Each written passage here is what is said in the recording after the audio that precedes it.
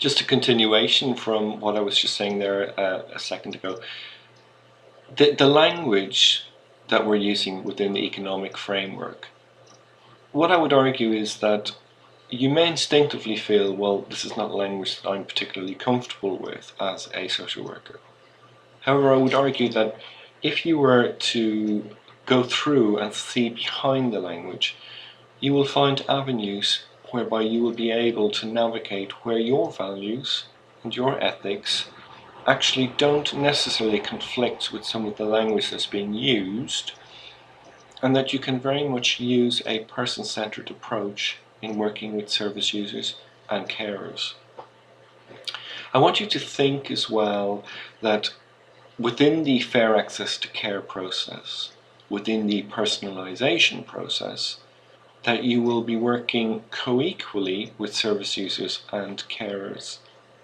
And particularly carers now under the Care and Support Bill revision and recommendations, the draft bill of 2012, there's a very clear indication from government that carers will also attract personalisation and funding.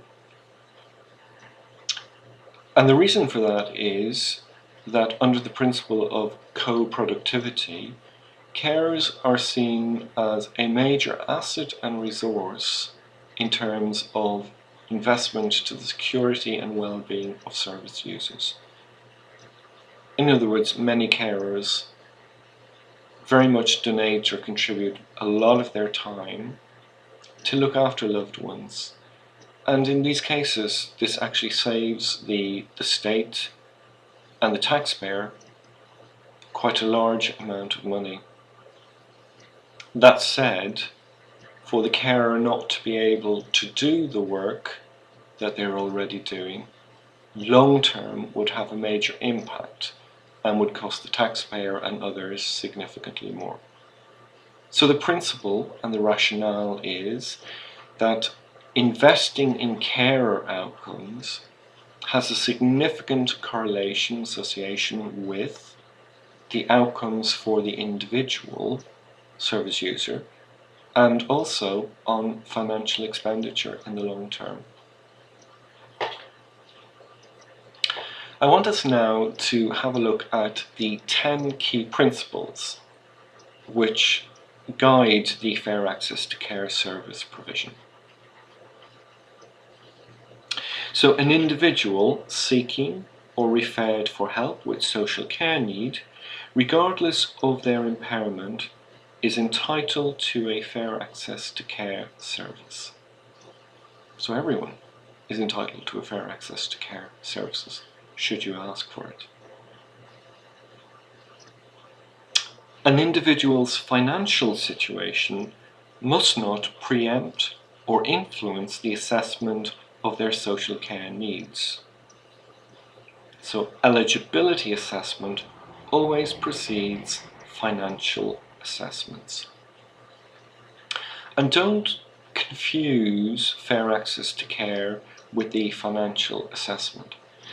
So the fair access to care, even though they're divided into the 4 elements, bear in mind what I've shared earlier on, that the low, moderate, substantial and critical are the 4 categories.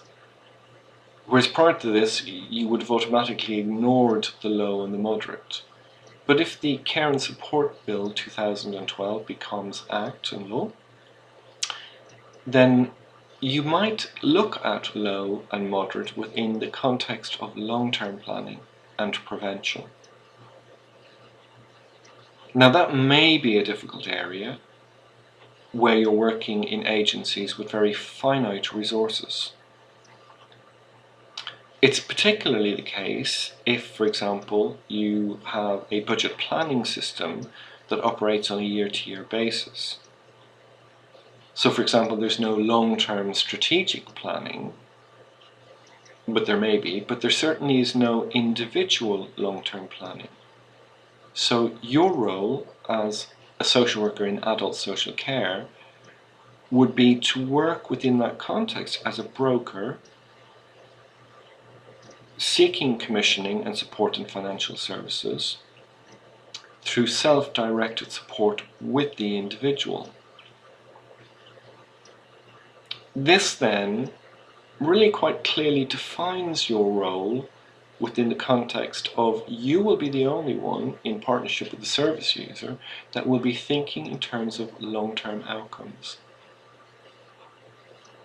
So the argument that I raised earlier on about the language being uncomfortable can interestingly be turned around to the advantage of the service user and to you as the social work practitioner navigating and negotiating the processes and procedures.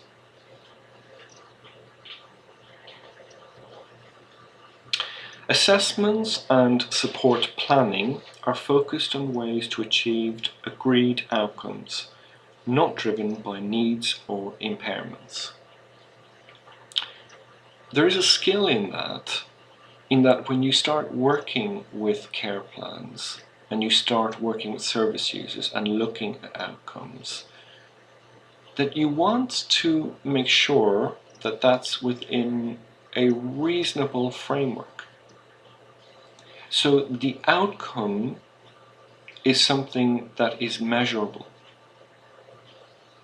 But here's the key. If it's self-directed support, self-assessment, and your role is brokerage or a mediator between the different aspects of the process, then the outcome is more likely to be achieved. It's quite a different way of assessment, whereas heretofore, assessments may have been done by second party or third party, but not necessarily involving the primary expert resource, which was the individual themselves. And I think in this regard, the notion of personalisation has got many, many positive aspects to it, as indeed does the fair access to care criteria if adopted in a creative manner.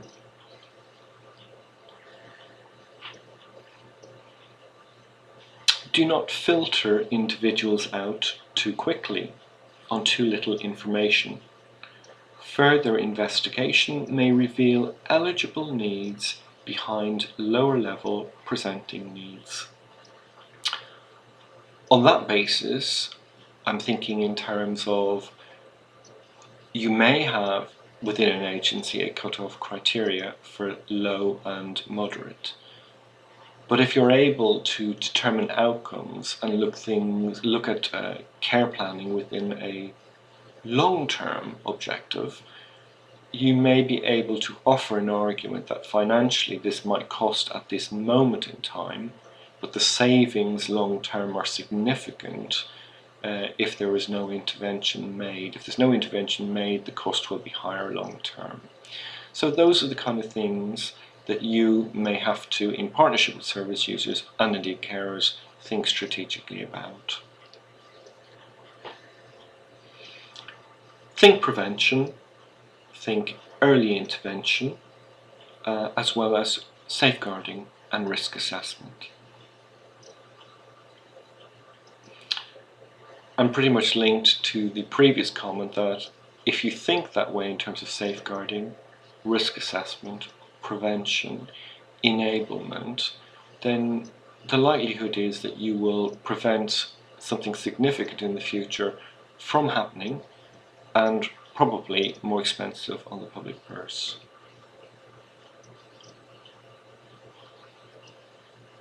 Think signposting, information and advice as routes to wider choice, whether or not the individual is likely to be eligible for publicly funded support.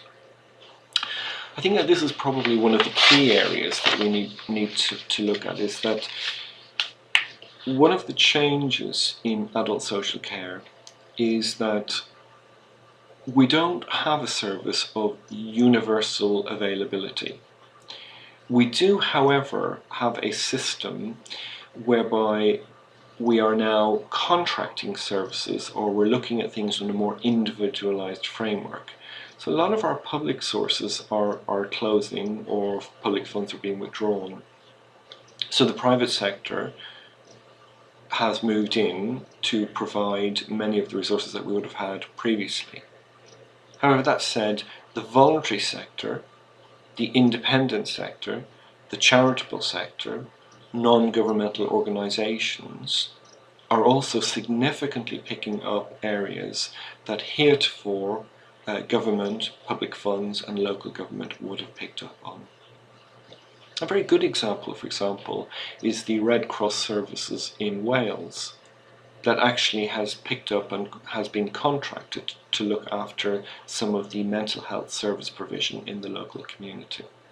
That's quite a significant move away from statutory public service provision to contracting out informal or voluntary or non-governmental organisations to provide statutory roles previously held by agencies, either in the NHS or within an integrated setting in local government.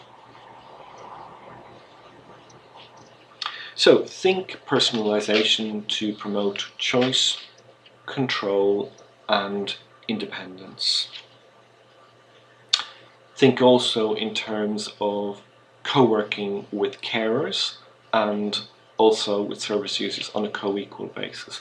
Although herein lies a complex, because you do think that, but you also need to be aware that they're both quite separate in terms of needs. And in my experience working with both carers and service users, that neither individual groups like or prefer to be treated as the same in terms of assessed needs. So you have to be quite creative about how you're going to work with that, and different agencies in practice will have different responses. So think beyond adult social care services, for example, suitably adapted housing, smart technology and equipment, improved healthcare, greater benefits, take-up and community support can all help delay or avoid the need for care. So telephone care is a good example.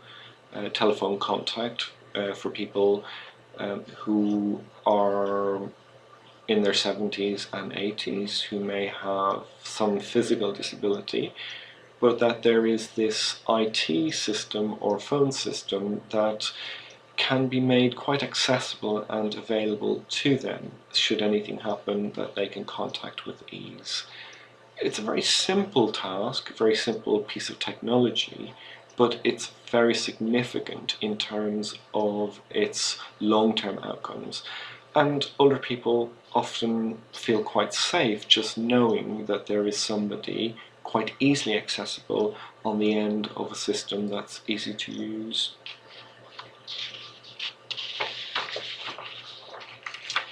Think self-directed support, direct payments, personal budgets and co-production as a means to achieve more flexible, personalised solutions. Recognise carers and personal and community networks as valued partners in care. Providing support for them is a worthwhile investment. And that really comes to the end of this online presentation. So what I want you to do, please, is to take this opportunity to go through the documents on personalisation. I'd like you to have a look at the different documents that were posted in terms of Slough Borough Council resources. I sometimes think that if you go through these documents which are currently in use, it kind of explains to you how different assessments are formed. What does the personal needs questionnaire mean? What does self-assessment mean? What does care planning and self-directed support mean? What does the resource allocation system mean? Now therein lies, that's a huge area for you to look at, and I'd like you in particular to go through the Sky module on fair access to care services, and please do make sure that you do look at the area on resource allocation system. If you do that and you look at the different practical documents that are made available to you on Blackboard, you'll see actually that they do make a bit of sense when you look at them within that